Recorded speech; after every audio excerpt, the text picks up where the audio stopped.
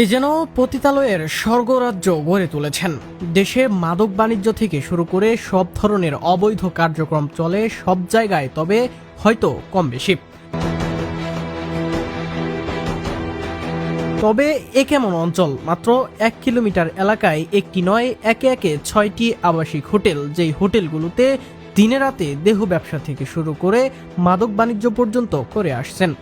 এই হোটেলগুলোর ভিতরের দৃশ্য তুলে ধরতে গেলে দেখা যায় অল্প বয়সের মেয়েদের দিয়ে জোরপূর্বকভাবে নামানো হচ্ছে অর্থনৈতিক কার্যক্রমে। একাধিক সূত্রে জানা যায় শুধু এখানেই নয়, এমনকি রাত হলেই জুয়া এবং নেশার আসর বসিয়ে দেন সরাসরি।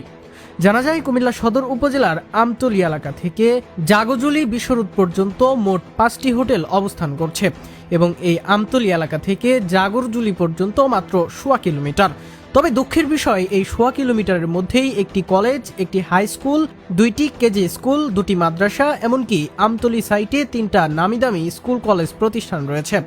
এখন প্রশ্ন হলো, এই 1.25 কিলোমিটারের মধ্যে মোট 11টি প্রতিষ্ঠান, যেই প্রতিষ্ঠানে আমার আপনার সন্তানেরা শিক্ষা গ্রহণ করে, তাহলে এখানে কিভাবে এতগুলো দেহ ব্যবসার প্রতিষ্ঠান এবং মাদক বাণিজ্য পরিচালনা করেন?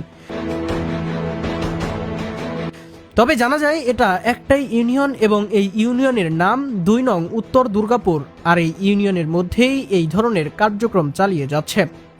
সুশীল সমাজ ও সাধারণ মানুষের অভিযোগ, এদের কারণে আলেখারচর বিশ্বরোড বা আশেপাশের অঞ্চলগুলো ডাকাত এমনকি ছিনতাইয়ের মতো বড় বড় ঘটনা ঘটে যাচ্ছে। তাই অতি দ্রুতই এই হোটেলগুলো বন্ধ করার জোর দাবি জানাচ্ছে। ডেস্ক নিউজ, কুমিল্লা ক্রাইম বার্তা।